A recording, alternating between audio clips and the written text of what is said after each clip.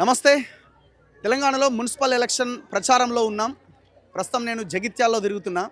ఉదయం కరీంనగర్ వెళ్ళాం, సాయంత్రానికి మళ్ళీ జగిత్యాల వచ్చాం. సో ఇక్కడ చాలా డిఫరెంట్ పాలిటిక్స్ ఉన్నాయి.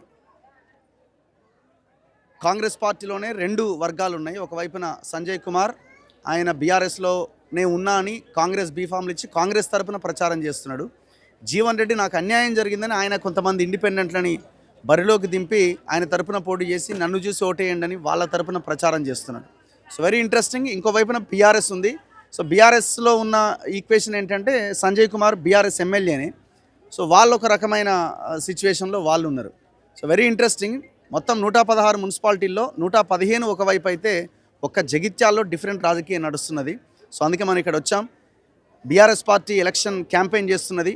సో ఒకసారి మనం చూడొచ్చు, ఎల్ రమణ గారు ఈ ప్రచారంలో పాల్గొంటున్నారు. అండ్ ఇక్కడ ఎక్స్ జెడ్పీ చైర్పర్సన్ వసంత గారు, వీళ్ళందరి ఆధ్వర్యంలో ఈ కార్యక్రమం అంతా జరుగుతున్నది. సో పెద్ద ఎత్తున ఇక్కడ బీఆర్ఎస్ కూడా ప్రచారం చేస్తున్నది. నా ముందు ఎల్ రమణ గారు ఉన్నారు, మాట్లాడదాం. రమణ గారు నమస్తే. సో లీడర్ లేని సిచ్యువేషన్లో మీ పార్టీ ఏమైనా జగిత్యాల్లో ఎలక్షన్స్ ఫేస్ చేస్తుందా? లీడర్ లేని అనే పరిస్థితి బీఆర్ఎస్ ఎప్పుడు లేదు. 2001లో బీఆర్ఎస్ పార్టీ ఏర్పడేసినాడు. జగిత్యాల పురపాలక సంఘంలో ఒకే ఒక్క కౌన్సిలర్ ఉన్నటువంటి పురపాలక సంఘం ఇది. దేవేంద్ర నాయక్ అని చెప్పని ఎస్టీ వార్డులో గెలిచి అప్పటి నుంచి ఆయన వరుసగా కౌన్సిలర్ ఉంటున్నాడు. స్వాతంత్రం వచ్చిన తర్వాత జగిత్యాల మున్సిపాలిటీ ఎప్పుడు కాంగ్రెస్ వైపే ఉండే. ఒకసారి నేను ఎమ్మెల్యేగా మంత్రిగా ఎంపిక చేసిన తర్వాత వచ్చినటువంటి ఎన్నికలలో టీడీపీ కైవసం చేసుకున్నది. దేశాయ్ గారిని మేము అప్పుడు డైరెక్ట్ ఎన్నికలలో సాధించుకున్నాం. మళ్ళీ కౌన్సిలర్స్ కాంగ్రెస్ వైపే ఉండే, మెజార్టీ కౌన్సిలర్స్.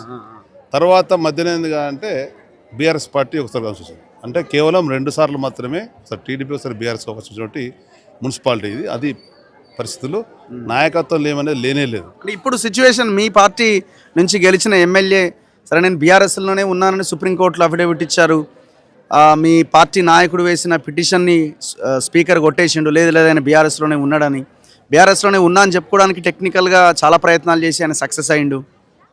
మరి ఇప్పుడు ప్రచారం చూస్తే మొత్తం కాంగ్రెస్కి ప్రచారం చేస్తున్నాడు.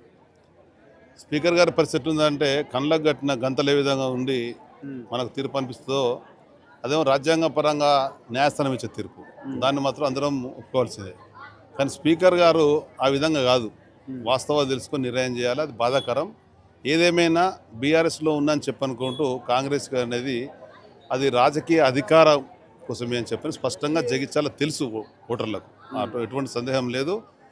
ఆయనే చేసినటువంటి చర్యల వల్ల అధికారం కోసమేమో సంజయ్ గారు తాపత్రయపడుతున్నాడు, ఆధిపత్యం కోసమేమో జీవన్ రెడ్డి ఆరాటపడుతున్నాడు. ఆ పోరులో జగిత్యాల ప్రజలు నలిగిపోవద్దని చెప్పని పెద్దలు కేసీఆర్ గారు, కేటీఆర్ గారు గతంలో ఇక్కడికి వెళ్ళి ఎమ్మెల్యేగా, మంత్రిగా, ఎంపీగా పనిచేసిన అనుభవం ఉంది కనుక ఈరోజు ఎమ్మెల్సీగా స్థానిక సంస్థలు ఈ ఎన్నికలలో వెళ్ళి మన వాళ్ళతో కలిసి పనిచేసి సాధ్యమైనంత వరకు కౌన్సిలర్ను తీసుకురావాలా, అవకాశం వస్తే జెండా ఎగరవేయాలా జగిత్యాలను రాయకాలని చెప్పడం జరిగింది. దానికి అనుగుణంగా జడ్పీ చైర్పర్సన్గా పనిచేసినటువంటి దావసంత గారిని ఎప్పుడైతే సంజయ్ గారు పార్టీ వదిలి వెళ్ళిపోయిండో, పార్టీ బార్డర్లను దాటిండో, అప్పుడు ఆమెకు బాధ్యతలు అప్పచెప్పి దానికి అనుగుణంగా ఇక్కడ ఉన్నటువంటి ఆమె పనిచేస్తున్నది.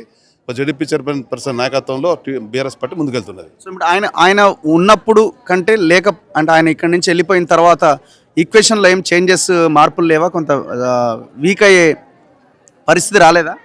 దాదాపు 60,000 సభ్యత్వం ఉన్నటువంటి కాన్స్టిట్యున్సీ ఇది.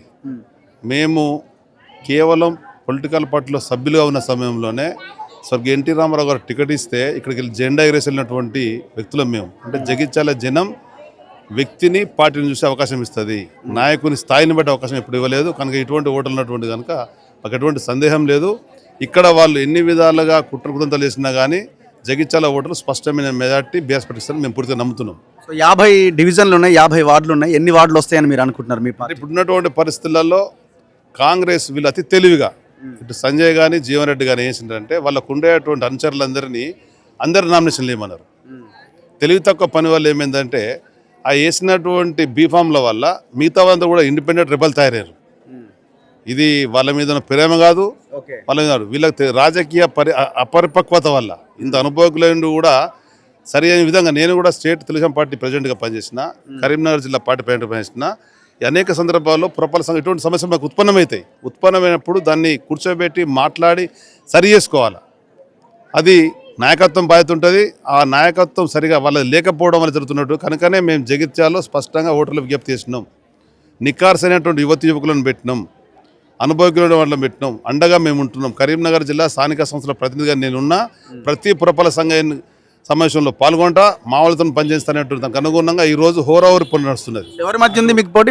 మీకు సంజయ్ జీవన్ రెడ్డి? సంజయ్ కాంగ్రెసా, జీవన్ రెడ్డి కాంగ్రెస్? ఇప్పుడు జగిత్యాల ఆర్ఆర్ కాంగ్రెస్ నడుతుంది. ఆర్ఆర్ కాంగ్రెస్ ఎట్లా? ఒకవైపు రెడ్డి గారు, ఒకవైపు రావు గారు. ఇక్కడనేమో బీఆర్ఎస్ వైపు బసంత గారు ఉన్నారు కనుక వారి నాయకత్వంలో ముందు తీసుకెళ్తున్నాం. మా వాళ్ళు యువకులందరూ కూడా పెద్ద ఎత్తున పనిచేస్తున్నారు. సాధ్యమైనంత వరకు కౌన్సిల్లో స్థానాలు సాధించుకొని జెండా ఎగరాలి అనేది మాకు ఆలోచన. ఇప్పుడు జీవన్ రెడ్డి వైపు ఆలోచిస్తే ఆయన నాకు అన్యాయం జరిగిందని ఆయన ఒక 15 మందినో 20 మందినో క్యాండిడేట్స్ని పెట్టి ఇండిపెండెంట్గా వాళ్ళ వైపున ప్రచారం చేస్తున్నాడు. సో మరి ఆ సింపతి ఏమైనా వర్కౌట్ అయ్యే అవకాశం లేదా? పోటీ వాళ్ళిద్దరి మధ్య జరిగి మీరు 3వ ప్లేస్కి వెళ్ళే ఛాన్స్ ఏం లేదా? ఏ పరిస్థితులలో కూడా బీఆర్ఎస్ ఓట్లు బీఆర్ఎస్కే పడతాయి. బీఆర్ఎస్ కారు గుర్తు ఓట్లు కేసీఆర్ గారివి వారి వైపే ఉంటాయి. వారి వైపే జనం ఉన్నారు, వారి వైపు మేమందరం కూడా పనిచేస్తున్నాం.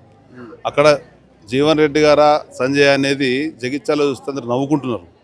అంత అనుభవజ్ఞుడు నాకు ఆయనే, ఒక విద్యావంతుడు నేనే. ఈ విధమైన రాజకీయం ఎక్కడ చూడలేదు. ఇది ఆర్ఆర్ కాన్స్టిట్యూషన్ మధ్య నడుస్తుంది. భారత రాజ్యాంగం కానీ ఇక్కడ ఏం కనబడతలేదు కనుక అక్కడ వాళ్ళంతా వీళ్ళు వేసేటువంటి చేష్టలకు జగిత్యాల జనం చీకొట్టే పరిస్థితి ఉంది. అది వాళ్ళ యొక్క భావదరిద్రం అని చెప్పి నేను భావిస్తున్నాను.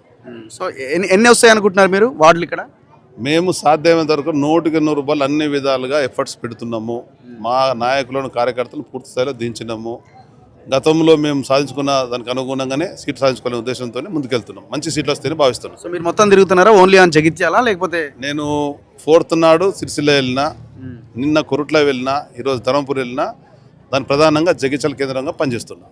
మీరు గతంలో ఎమ్మెల్యే కాబట్టి? ఎమ్మెల్యే 2 సార్లు ఉన్నాం, రాష్ట్ర మంత్రిగా ఉన్నా, కరీంనగర్ లోకసభ సభ్యునిగా పనిచేసిన, జిల్లా టీడీపీ పార్టీ ప్రెసిడెంట్గా పనిచేసిన, స్టేట్ పార్టీ టీడీపీ ప్రెసిడెంట్ పనిచేసిన. కానీ ఇవన్నీ అనుభవాలు లేక ప్రస్తుతం కేసీఆర్ గారి టీఆర్ఎస్ పార్టీ ద్వారా ఎమ్మెల్సీ కరీంనగర్ స్థానిక సంస్థల్లో పనిచేస్తున్నాం. So what next? ఇక్కడ మరి నాయకుడు అంటే ఎవరు జగిత్యాల్లో? ఇప్పుడు ఆయన ఎమ్మెల్యే వెళ్ళిపోయిన తర్వాత సిచ్యువేషన్ ఏంటి? దా వసంత గారు సీనియర్గా పనిచేస్తున్నారు. వారికి అండగా ఇక్కడ ఈ కాన్స్టిట్యూషన్లో ఉండాలని చెప్పినటువంటి డైరెక్షన్ పార్టీ ఇచ్చింది. రాబోయే కాలంలో మేమందరం కూడా కలిసికట్టుగా పనిచేస్తున్నాం. మొదటికెళ్ళి వివాదరహితంగా పార్టీకి ప్రజల మధ్యన పనిచేసే వ్యక్తులను ప్రోత్సహించే నేచర్ మాది. దానికి అనుగుణంగానే ముందుకెళ్తాం. Thank you very much Ramana garu. ఇది ఎల్ రమణ గారితో ఇంటర్వ్యూ. చూద్దాం ఏం జరుగుద్దాం. చూస్తూనే ఉండండి మన తొలి వెలుగు.